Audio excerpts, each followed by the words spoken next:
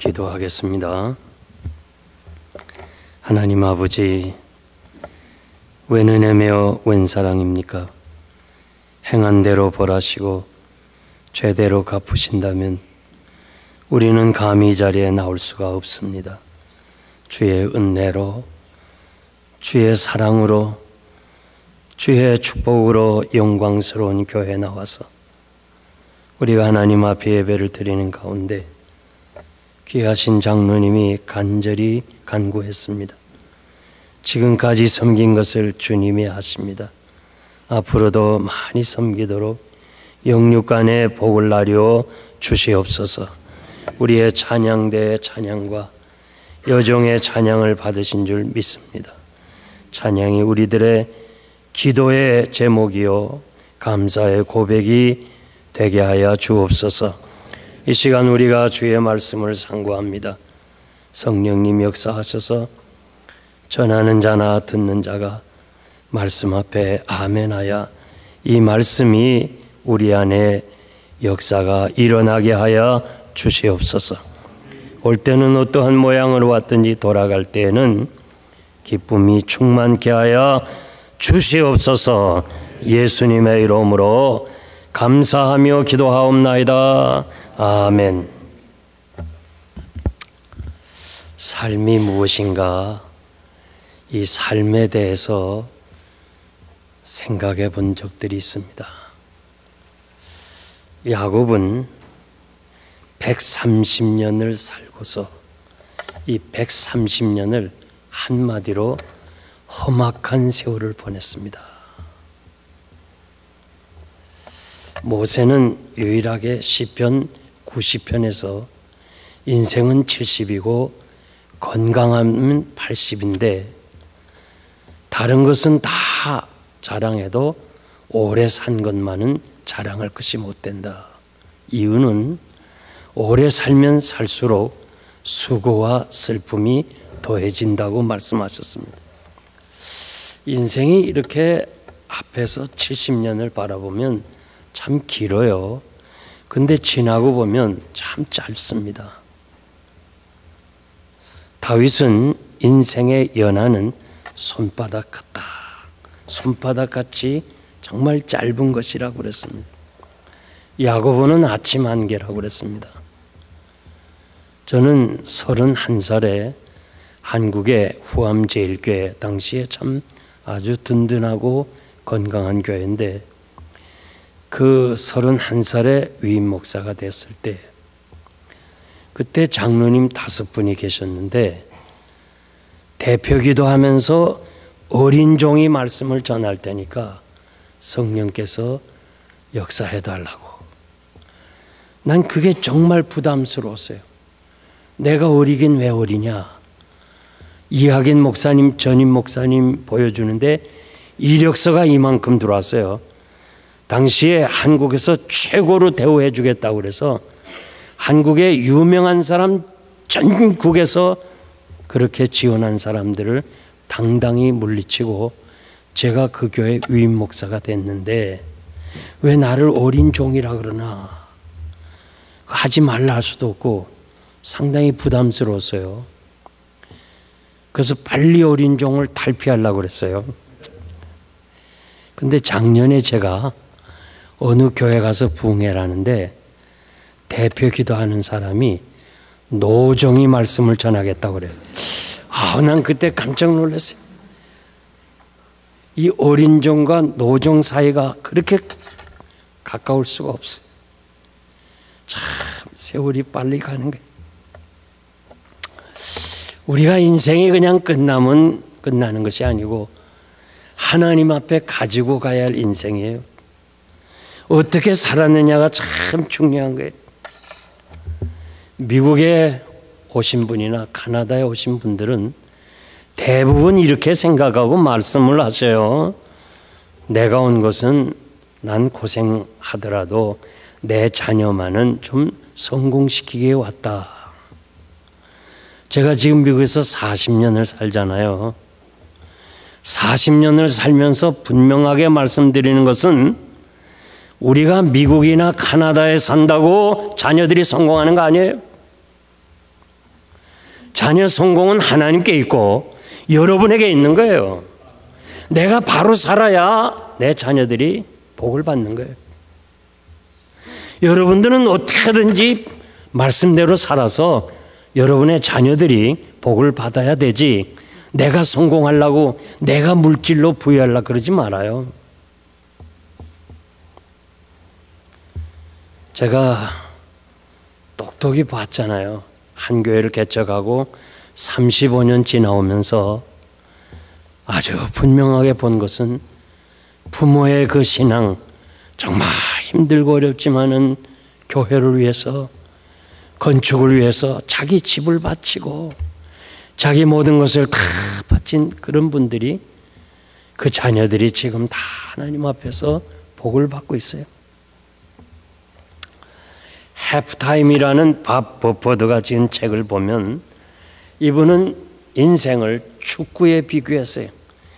축구가 전반전이 있고 후반전이 있는데, 전반전에는 좀 골을 못 넣어서 졌다 할지라도 후반전에 골을 넣어서 승리한 사람을 후반전의 기적이라고 부르는데, 우리 인생도 전반전에 좀 부족하고 안 되고 그런 일들이 있다는 거예요.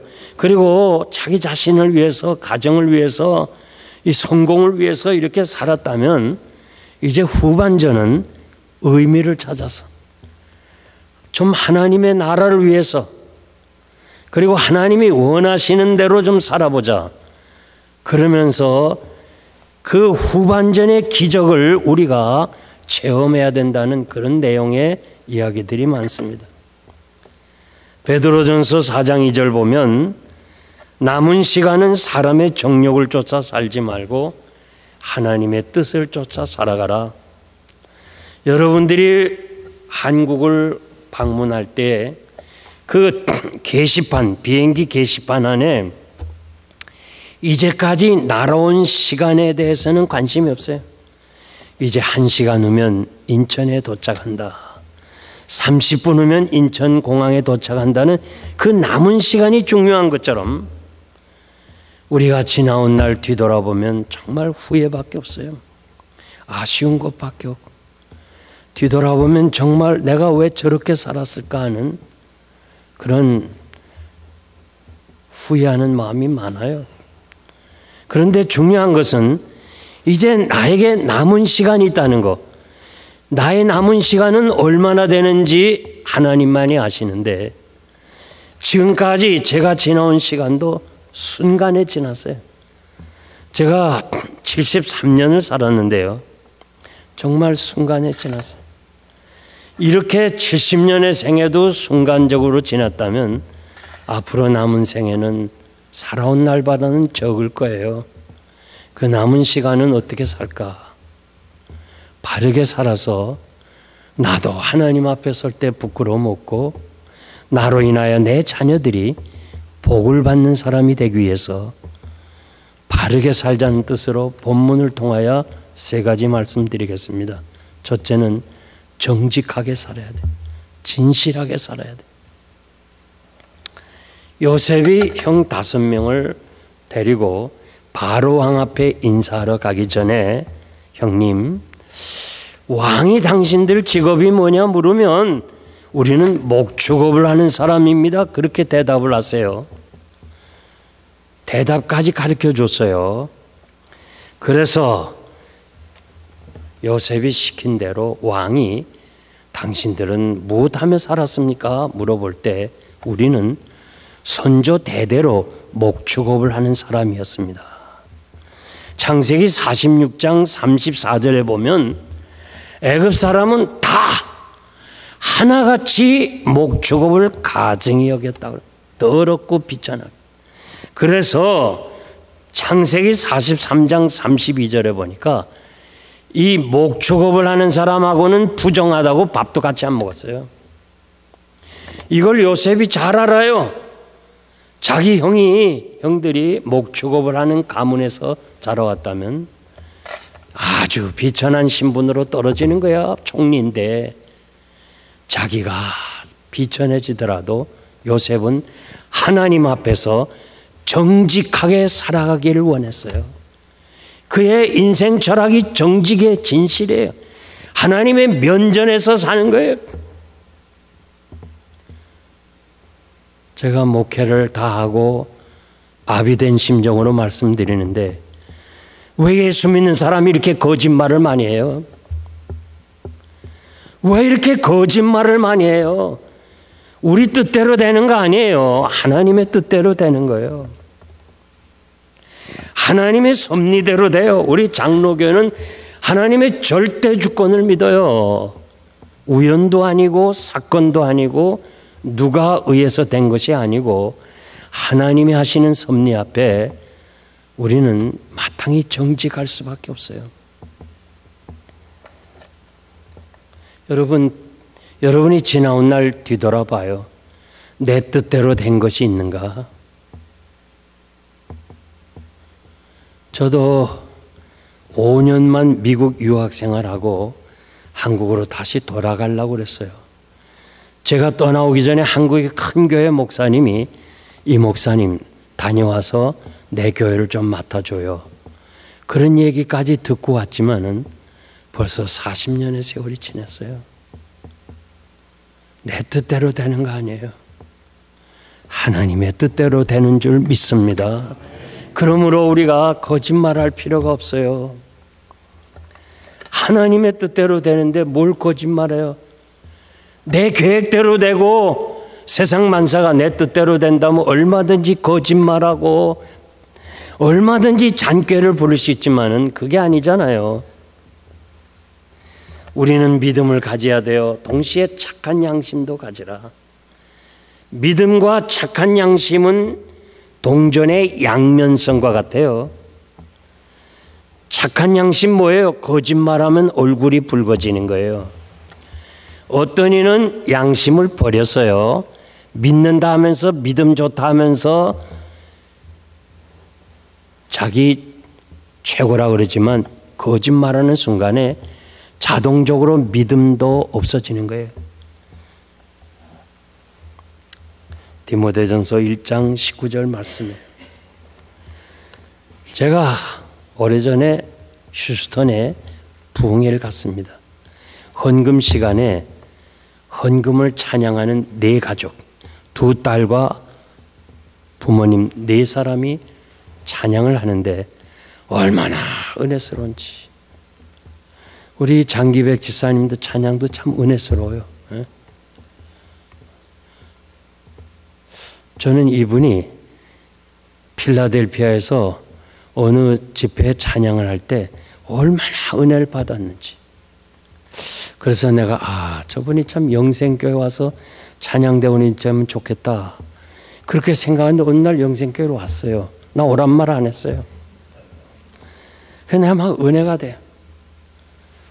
그래서 저 집사님의 찬양을 못 듣다가 지금 제가 은퇴한 지 지금 3년이 됐잖아요. 또 난 지역을 떠났잖아요. 여기 와서 은혜를 받는데 내가 얼마나 은혜가 되는지. 은혜 아닌 것이 없어요. 여러분도 그렇게 생각합니까? 모든 게 은혜죠.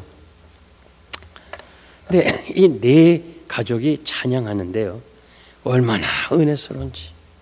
끝나고 목사님, 오늘 찬양한 그 가족들은 어떤 가족입니까? 그분들은 IMF를 통해서 이 사업에 실패하고 무작정 휴스턴으로 왔는데 너무 신앙이 좋아서 목사님이 영주권을 신청해 줬어요. 이제 변호사가 인터뷰하러 나가는 이 식구들에게, 특히 딸들에게, 얘들아, 만약에 영사가 너희들 미국서 공부했지 이렇게 질문하면 노라고 대답해. 너희 2년 지금 공부하고 있지만은 공부했습니다. 예스 하는 날은 너희들은 멕시코에서 한국으로 가야 돼. 영주권 인터뷰에서 거짓말한 것이 본인이 직접 입으로 증거하면 영주권 못 받아. 그러니까 무조건 노라고 그래. 내가 다 책임질 테니까. 여러분들이 하는 대로 영주권 인터뷰는 국경 밖을 나가야 되잖아요. 휴스턴이니까 멕시코로 나갔어요. 네 식구가 영사 앞에 앉아서 떨리는 마음으로 기도를 하면서 그냥 앉아 있는 거예요. 하나님, 다른 것은 다 질문하더라도 너 미국에서 공부했지 이 말은 안 하게 해주세요. 안 하게 해주세요. 매사가 그렇듯이요. 영사가 척 일어나더니 그 초등학교 한 5학년쯤 되는 아이에게 어깨를 두드리면서 너 미국에서 공부했지? 이게 첫 번째 질문이랍니다. 이제 얘가 예스냐 노를 대답해야 되는데 예스 하고 정직하게 대답하는 날에는 수석해주는 변호사가 미국에 다시 못 들어오고 너희들은 한국으로 가야 돼. 너희가 아무리 뭐 해도 예스를 했으니까 내가 힘이 없어 할 수가 없어. 그러니까 무조건 너라고만 하면 내가 나머지는 내가 다 할 때는데 내가 예스라고 네 입으로 이 불법을 행했다는 걸 이야기하는 날은 다른 방법이 없어. 그냥 가야 돼. 철들은 아이인데 한국 가야 아무것도 없어 알아요. 또 미국을 떠나올 때 친구들한테 다 간다고 했어요. 미국이 좋은 거예요. 있고 싶은 거예요. 근데 거짓말할 수는 없잖아.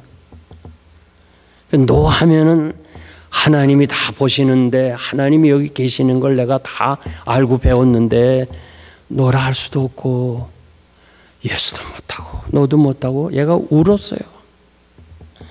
이 아이의 울음을 언니가 왜 모르겠어? 언니도 울었어. 두 딸의 울음을 왜 부모가 모르겠어요? 부모도 울었어. 너 미국에서 공부했지? 한 질문에 내 식구가 통곡을 하는 거야.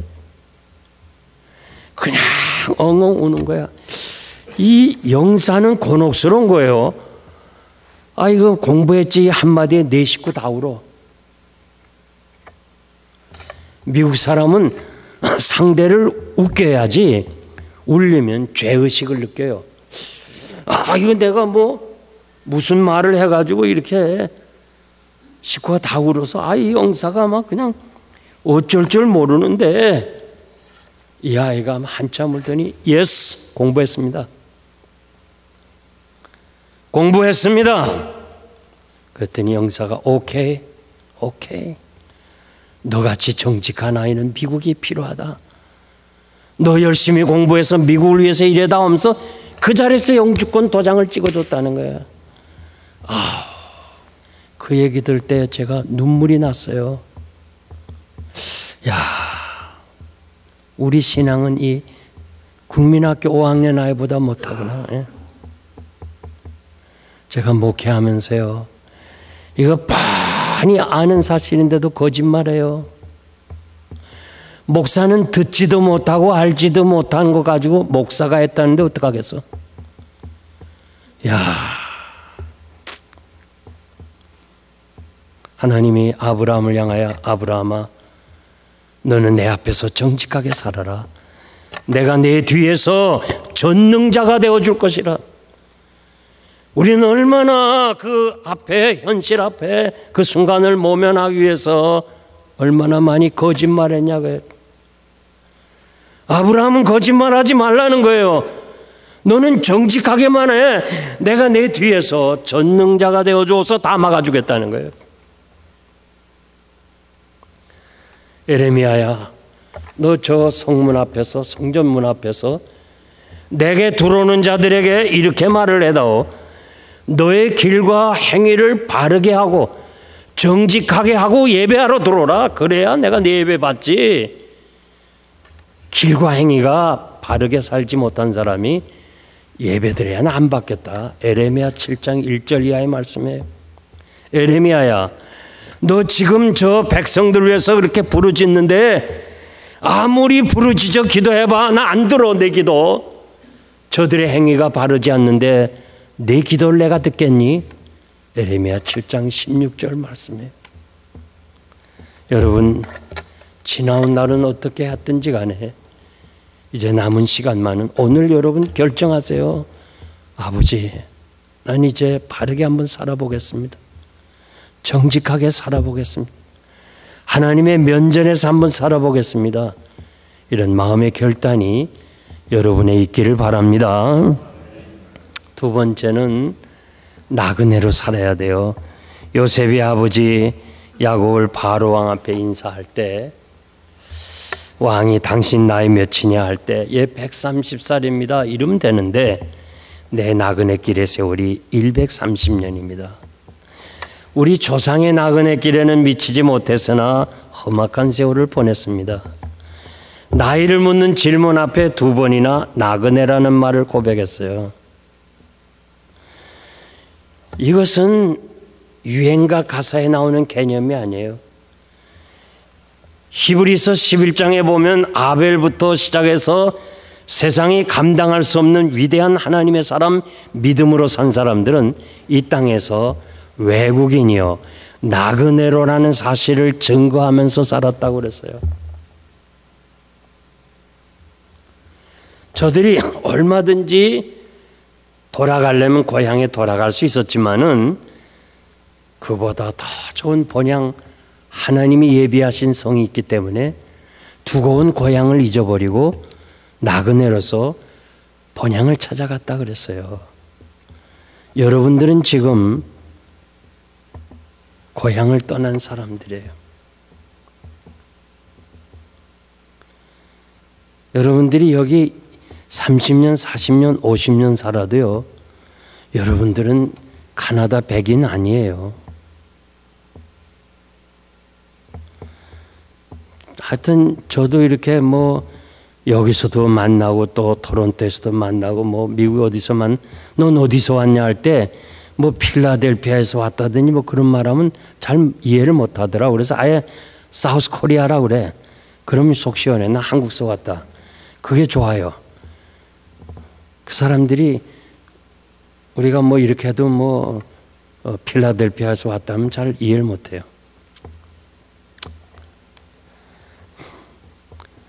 여러분들은 지금 여기서 30년, 40년 살아도요, 한국 사람도 아니고, 카나다 사람도 아니에요. 저도 이렇게 미국에서 40년을 살잖아요.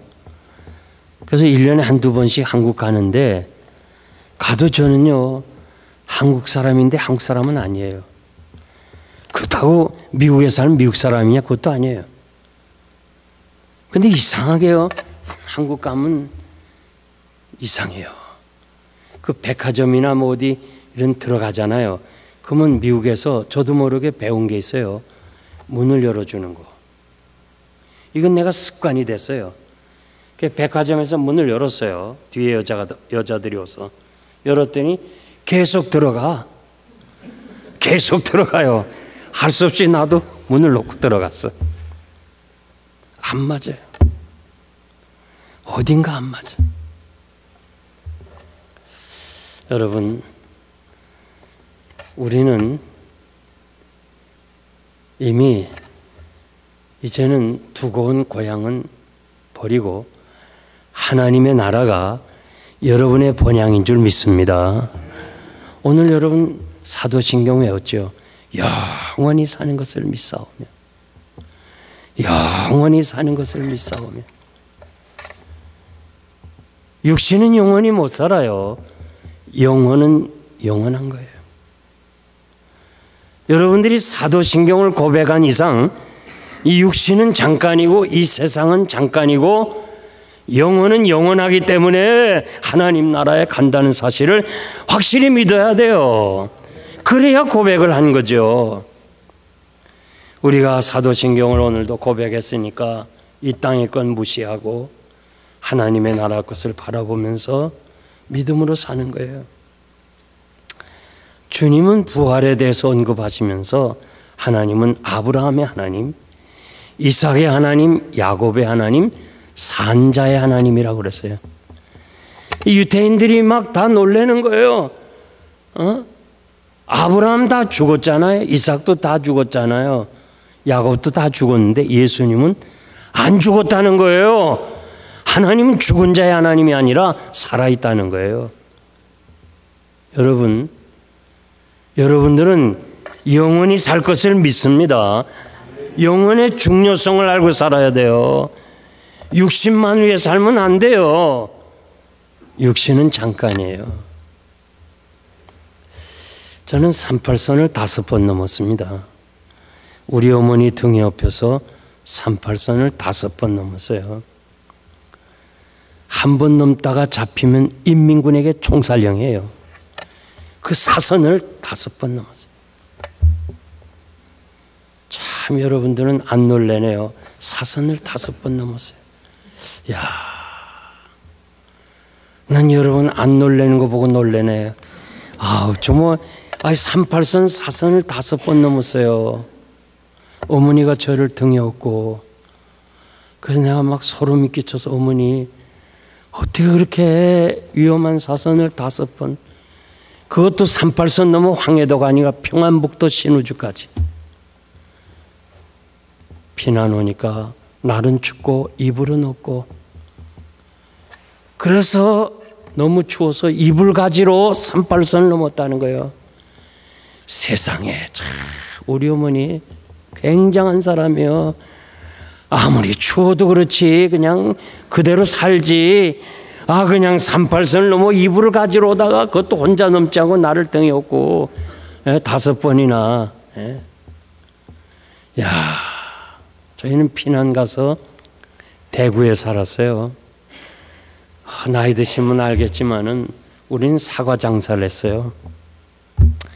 사과를 과수원에 가서 사다가 이런 실줄에다가 사과를 5개, 7개, 10개를 엮고 우리는 집에서 넣고 어머니는 가서 팔아요.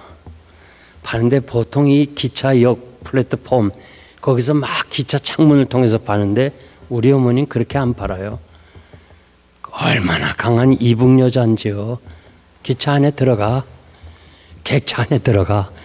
그러니까 많이 팔아요. 막 여기서 팔고 저기서 돈 받고 이러다 보니 기차가 떠나잖아. 달리는 기차에 뛰어내려. 야, 달리는 기차에 뛰어내린데도요, 이렇게 강한 어머니가 79세에 한밤 자고 절반을 못 쓰는 거예요. 난 거기서요 도저히 믿을 수가 없어. 우리 어머니 달리는 기차에서도 뛰어내린 어머니가 어떻게 그게 남의 도움을 받아야 살아요. 난 정말 이해가 안 돼. 여러분, 육신은 아무것도 아니에요. 이건 아무것도 아니에요.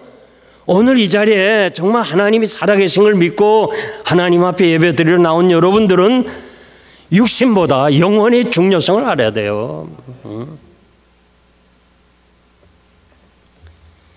에베소서 2장 10절 보니까 우리는 그의 만드신 바라 예수 그리스도 안에서 선한 일 위하여 지으심을 받았다고 그래서 우리를 하나님이 만드신 바라. 요 만드신 바라가 헬라어로 작품이라는 말이에요. 하나님이 여러분 한 사람 한 사람을 만드신 작품이에요. 세상에 그렇게 많은 사람이 있는데 여러분과 똑같은 사람 봤어요? 아무리 위대한 작가라 해도요, 요만한 면적에 어떻게 이렇게 다르게 할 수 있어요? 난 사람들 얼굴만 봐도 벌써 살아계신 하나님을 알 수가 있어요. 야, 이건 하나님의 작품이구나. 여러분 이제까지 살면서 똑같은 사람 만난 사람 봤어요? 없어요. 비슷한 사람은 만났겠지만 똑같은 사람 없어요. 야, 이건 하나님만이 하시는 거예요. 상품은 똑같은 게 많아요. 작품은 하나밖에 없어요. 작품은 세월이 갈수록 가치가 있어. 상품은 세월이 갈수록 가치가 없어. 여러분은 하나님이 만드신 작품이기 때문에 세월이 가고 삶이 지나가더라도 여러분 인격이, 신앙 인격이 가치가 있어야 돼요. 말 한마디 해도 그냥 정말 은혜가 되고, 말 한마디 해도 정말 사람들이 그냥 그 얼굴에서 막 그냥 봐도 막 은혜가 넘치는 그런 사람이 돼야 되는데 웬일이에요? 제가 교회를 섬기다 보니까 신앙의 연루는 좋다고 그러고 오래됐다 하면서 야, 문제만 일으키고 그냥 그저 예수 믿는 사람도요, 한국 갔다 오면 더 막 파란 안경을 쓰고 웨스나 오니까 쌍꺼풀을 하고 와요. 다 쌍꺼풀 하고 지금. 갤럼 여론조사에 보니까 외모에 지금 만족하냐 할 때 남자는 28%, 여자는 13%, 자연인으로 태어난 자연산 여자는 13%예요. 만약에 바꿀 수 있다면, 그런 기회가 온다면 하겠느냐? 남자는 94%, 여자는 99% 바꾸겠다고 그랬어요. 야, 여러분, 밤하늘의 무별을 봤어요. 아프리카에 가면요, 그냥 별이 쏟아져요. 특히 전기가 나갔을 때요, 밤하늘을 보니까 별이 반짝이네. 이야, 참 아름답다. 여러분, 카나다에 있으면 로키 마운틴 지나가잖아요. 밴쿠버 가잖아요. 이야, 아름답다. 밴쿠버 안 가본 사람 있어요? 빨리 가보세요.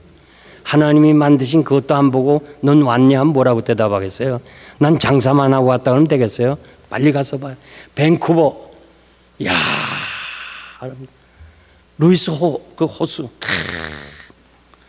그런 거 보면서 아름답다 하면서 왜 자기를 보고는 아름답단 말 안 하냐 이거예요. 산을 만드신 하나님, 무별을 만드신 하나님이 우리 자신도 만들었는데 왜 자기를 보고는 기쁨이 없느냐. 에?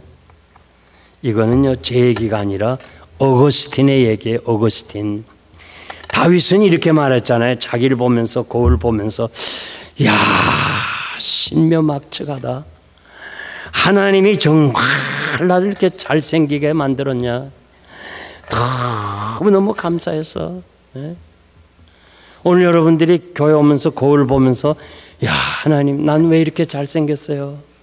난 왜 이렇게 잘 만들었어요? 감사하고 온 사람 있어요? 야, 양옆 사람에게요, 꼭 잊어버리지 않도록 얘기해 주세요. 참이라는 걸 강조해야 돼. 참 잘생겼습니다. 시작.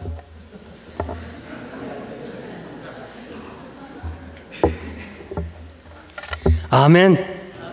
아멘. 여러분들이 거울을 볼 때마다 하나님, 난 정말 잘생겼습니다. 하나님, 나에게 건강 주신 거 감사합니다. 우리 만드신, 작품을 만드신 작가 되신 하나님께 감사해 보세요. 하나님이 덤으로 은혜를 막 주신다고요. 아멘 한 사람만 복 받으세요. 하여튼 이 젊은 부부가 목사님의 축복을 받고 결혼을 했는데 첫 아들을 낳았어요. 첫 아들을 낳았는데 아무리 봐도 닮은 데가 없어. 자기도 안 닮고 아내도 안 닮고 할머니나 할아버지도 안 닮아서 남편이 고민하는 거예요. 속으로 끙끙 앓아. 이거 내 아이 맞는가? 요즘 남자들이요, 상당히 불안하답니다. 왜냐하면 아이는 낳았는데 닮질 않았어. 그렇다고 또 함부로 얘기하면 큰일 나잖아요. 그래서 그냥 끙끙 앓다가 용기를 내서 자기, 내가 무슨 말해도 절대 오해하지 마. 과거는 다 과거야. 난 과거 중요하게 생각하지 않아. 지금이 중요하지 뭐. 무슨 얘기하려고 그래요. 절대 내 얘기하는데 오해하지 말고 뭐 그냥 내가 하도 궁금해서 그러는데 이 아들, 이건 내 아이 맞아? 이랬거든요. 왜 의심이 가는 거 아니에요? 요즘 한국은요, 전부 남자는 오빠라. 전부 오빠야. 내 남편도 오빠고 남편의 친구도 오빠고. 심지어 제가 한국 가서 설교했는데 날 보고도 오빠라는 사람 있어요. 전부 오빠야. 그러니까 그 마음에 걱정이 되거든요. 그 물었다가 내 아이 맞아? 이것 때문에 두 사람이 합의 이혼을 해요. 요즘 젊은 사람들 이혼하는 게 정말 쉬워요. 그러면서 이 남자가 이렇게 말해요. 좋다. 그러면 우리를 축복해주고 잘 살라고 주례한 목사님에게 마지막 인사하고 헤어지자. 찾아갔어요. 목사님, 우린 성격 차이 때문에 도저히 못 살겠습니다. 무슨 성격 차이야. 누군 뭐 맞아서 사냐. 다 살다 보면 맞는 거야. 그냥 참어. 아닙니다. 미안합니다. 죄송합니다. 용서해 주세요. 정말 합의 이혼했니? 예, 합니다. 그래. 헤어지는 마당에서 정직하게 대답해. 신랑에게 물었어요. 너 얼굴 성형했지? 수술. 예, 했습니다. 여자 보고 너도 했지? 예, 했습니다. 그러니까 이거 네 아이야 이거. 그러니까 네 아이야. 제가요 파푸아뉴기니아에 섬기는 문성 선교사님이 저에게 오셔서 같이 그 선교사님과 아침을 먹었어요. 파푸아뉴기니아의 추장은 아버지 찾아주는 일을 한대요. 거긴 누가 아버지인지 모르는데 다 벌거벗고 살아서 누가 여자가 아이를 하나 낳잖아요. 그러면 남자는 쫙 운동장에 행대로 서 있어야 돼. 이렇게 쫙. 그러면 추장이 아이 하나 낳고 맞춰봐 하나씩. 그래서 얼굴이 비슷하면 이게 네 아이다. 그러면 그때 자기 아들이 된다는 거예요. 아, 정말 제가요 너무너무 마음이 아파요. 그건 믿지 않는 사람은 그런다 할지라도 예수 믿는 우리들은요 절대 얼굴을 고치면 안 돼. 이미 한 사람은 할 수 없지만은 안 한 사람은 절대 하지 말아요. 하나님이 주신 이것이 가장 아름다운 거예요. 그래서 그냥 예수 믿는 사람도 그냥 영적으로는 막 기근에 처해서 영양실조에 처해서 말씀에 대해서는 전혀 상관없어. 그저 육신의 양식만, 그저 무엇을 먹어야 돼 건강하고 어디를 가야 건강하고. 여러분, 건강도 하나님이 주셔야 되는 거지 아무리 좋은 보약을 먹는다고 건강한 거 아니에요. 아멘입니까? 하나님의 말씀대로 살면 질병을 하나도 내리지 않겠다고 그랬어요. 그래서 육신보다는 영혼의 중요성을 알고 나그네 의식을 가지고 살다가 하나님이 오라 할 때 하나님 지금입니까? 감사합니다. 가겠습니다. 그런 여러분 되시기를 바랍니다. 마지막으로 축복하면서 살아야 되는데 야곱이 2번이나 바로를 축복했어요. 성경에 보니까 사실은 우리가요 이해가 안 되는 것이 바로는 세계 왕이에요. 그 당시 야곱은 의지할 것 없어서 아들에 의해서 온 사람이에요. 그런데 우리 상식으로는 바로가 야곱을 축복해야 되는데 성경에 보니까 야곱이 바로를 축복했어요. 만나서 축복해주고 헤어질 때 축복해줬어요. 이건 뭘 말하는 거 아니? 세상 사람은요 축복권이 없어요. 여러분은 축복권이 있어요. 아멘입니까? 하나님이 아브라함을 부르고 너는 복의 근원이 되라고 그래. 내가 축복하면 축복이 임한다고 그랬어요. 우리는 축복권을 가진 거예요. 그렇기 때문에 여러분 어떡하든지 많이 복을 내려요. 아직도 우리가 예수 믿고 이렇게 신앙생활 한다면서도 복이라는 개념이요 유교의 개념이 우리를 꽉 잡았어요. 유교의 복은 뭐예요? 상태예요, 상태. 아, 큰 집에 산다. 비즈니스가 아주 크다. 자녀들이 인류 대학에 갔다. 야, 복 받았는데 아니에요. 성경에 보면요, 우리 기독교의 복은 존재야, 존재. 예수 믿는 자체가 복이에요. 아멘입니까? 예수 믿는 자체가 복이에요. 야, 참 이거 중요한 건데요. 우리 예수님이 돈 많은 사람 보고 야, 복 받은 사람아 그런 적 없어. 비즈니스가 큰 사람에게 야, 참 복 받은 사람이구나 없어요. 우리 주님이 심령이 가난한 자는 뭐예요? 복이 있다. 애통하는 자는 뭐예요? 복이 있다. 존재요. 제자들에게 가이사라 빌립보 지방에서 너희들은 나를 누구라 하느냐 할 때 시몬 베드로가 주는 그리스도시요 살아계신 하나님의 아들입니다. 그럴 때 시몬아 너는 행복한 사람이다. 넌 복받은 사람이 하면서 열쇠를 줬어. 열쇠. 이 천국 열쇠를 준 것은요, 천국을 들어갈 수 있는 거 아니에요? 지금 이 열쇠는 저 선교관의 열쇠예요. 선교사를 훈련받는 그 열쇠예요. 열쇠를 가지고 있는 상은 제 물건이 거기 다 있어요. 내가 들어갈 수 있는 거예요. 여러분들이 주는 그리스도시요 살아계신 하나님의 아들입니다. 믿습니까? 그러면 여러분 행복한 사람이야. 주님이 행복하다는데 누가 뭐라고 그래요? 여러분 복받은 사람이에요. 예수 믿는 자체가. 내가 어쩌다가 예수 믿은 거예요, 이거. 내가 어쩌다가 이게 참 하나님의 은혜로 천국을 소유한 거 얼마나 감사해요. 얼마나 감사해. 천국에 들어갈 수 있다는 게 행복한 거예요. 시편 1편 1절에 보면 복 있는 사람은 이렇게 나와요.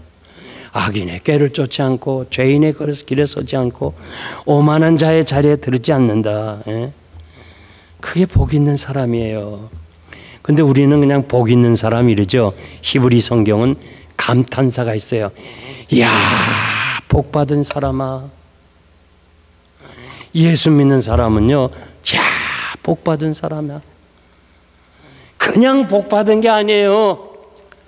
이야, 복 받은 사람아. 우리 필라델피아 지역에서요, 목사님 사모님이 뉴욕에 가서 복권을 하나 샀어요. 그 복권 산 게 글쎄 500만 불 당첨을 했대요. 그러니까 그냥 목사님들이 만날 때마다 그분에게 우와, 복 받은 사람아. 그러면서 이분이 처음에 500만 불 받고 11조 내겠다 그러더니 사모님 11조도 안 내고 그냥 그거 복권 안 하기 전에 막 열심히 목회를 하더니 500만 원이 들어오니까 그냥 목회도 안 해. 교회 떠났어. 그리고 교회도 없어져 가요. 지금 거의 없어진 걸로 알아요. 완전히 다 한창 이렇게 부흥하다가 복권 하나 몇백만 받고서는 목사님들이 만날 때마다 와, 그거 아니에요. 여기는 예수 믿는 사람을 아멘. 양육 사람들이 한번 감탄했었던 말 잊어버리다. 이야, 복 받은 사람 시작.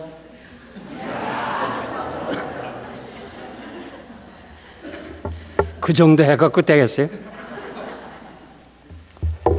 지금 우리 두 분이 부부십니까? 진짜 복 받은 사람이에요. 두 사람이 예수 믿고 한 교회에서 믿고 한데 얼마나 복 받은 거예요? 같이 천국도 가는데 한 번만 아내나 남편이 잊어버리지 않도록 이야, 복 받은 사람 다 같이 시작.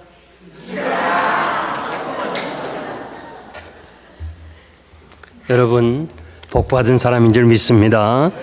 하나님은 아브라함에게 너는 복의 근원이라 되라 그랬죠. 이삭을 향해서 이웃의 장관들과 군대 장관이 아무것도 없어 이삭, 너는 정말 복 받은 사람이구나. 야곱이 종살이해요. 그런데 뭐라고 그래요? 너는 참 복 받았구나. 너 때문에 우리가 이렇게 복을 받는다. 참 외삼촌 라반이 그렇게 고백했잖아요. 요셉은 너의 신분이에요. 그런데 요셉을 향해서 너는 행복한 존재구나. 난 아무것도 없다 할지라도, 집 한 칸 없다 할지라도 내가 구원받고 하나님의 자녀가 되고 천국을 기업으로 받았다는 거, 이건 가장 큰 복이에요. 이 땅에 가진 건 다 두고 가야 돼요. 그러나 여러분은 하나님 나라에 갈 수 있다는 거 얼마나 감사해요. 예수님이 제자들을 파송하면서 너희들이 어느 집에 들어가든지 먼저 그 집에 복을 빌어주라. 그 사람이 받지 못하면 그 복이 너에게로 돌아오리라. 여러분 살다 보면 참 나쁜 사람 많아요. 어떻게 그럴 수가 있어요? 욕하지 말고 화내지 말고 복 받으세요. 복 받으세요. 이건 여러분만 아세요. 경쟁이 심하니까 그냥 여러분만 아는데 못되게 그런 사람들에게 복 받으세요. 복 받으세요. 주님이 그 사람이 못 받으면 내게로 돌아온다고 그랬어. 그래서 목사님 자녀들이 다 복을 받아요. 그저 힘들게 해도 그냥 성도 안 내고 복 받으라고 그러니까 그 사람이 다 받을 수 없으니까 목사님한테로 돌아오는 거 아니에요? 목사님의 자녀들이 다 잘 돼요. 다 복 받으라. 축복하면서 살길 바랍니다. 화내지 마세요. 화내지 마세요. 남자가 여자보다 7년에서 9년 먼저 간대요. 왜냐? 화를 더 많이 냈대요.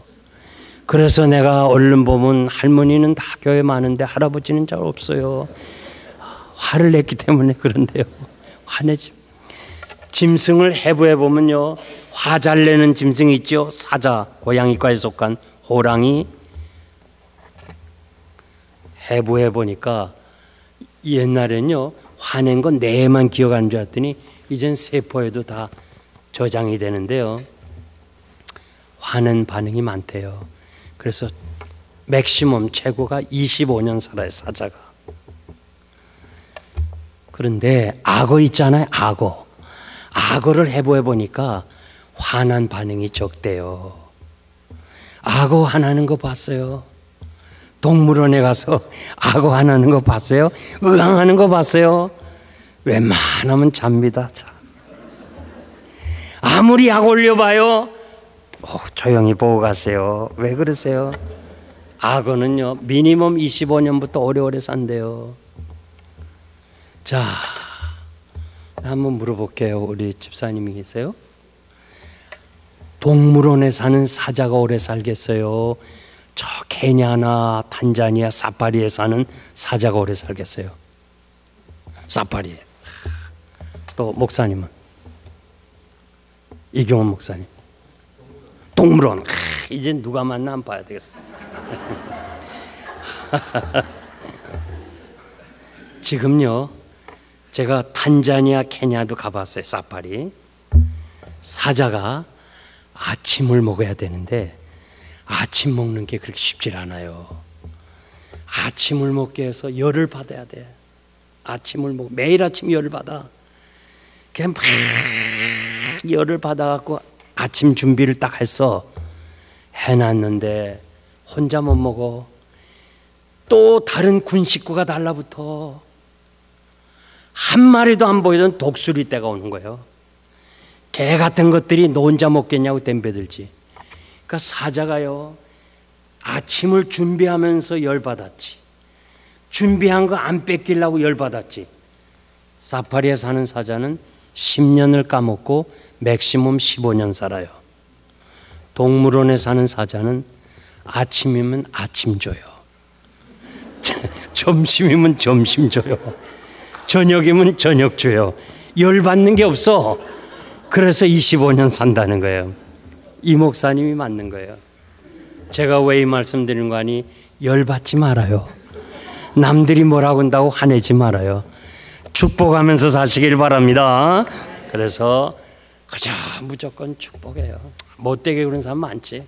복 받으세요. 복 받으세요. 그러면 못 받으면 그것이 내게로 온다고 그랬어요. 내게로. 이건 여러분만 꼭 알아요. 꼭 알고 여러분만 복 받으시기 바랍니다. 이제 제가 말씀을 맺겠습니다.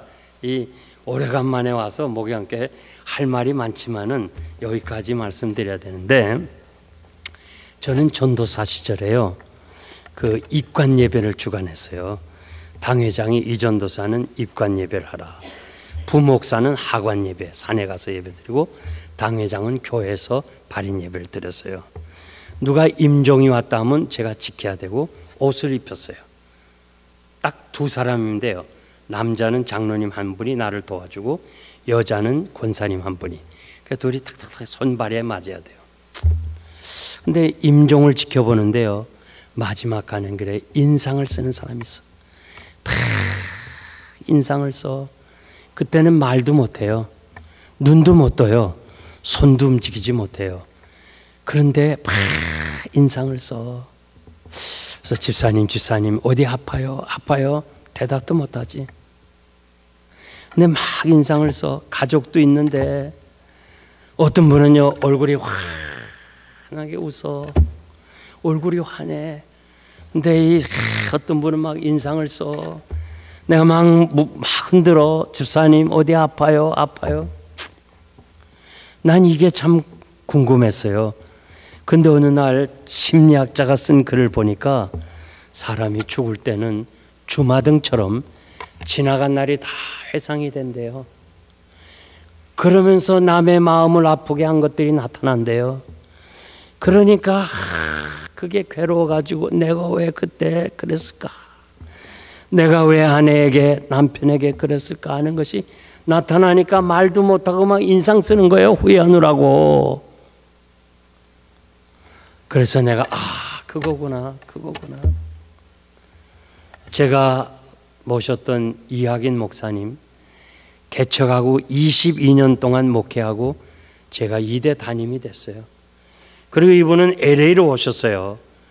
제가 80몇 살에 그분을 대하는데 나를 만나더니 이 목사 내가 잘못한 건 많지요. 용서해 줄래요? 그래. 아니 목사님 무슨 말씀을 그렇게 하세요.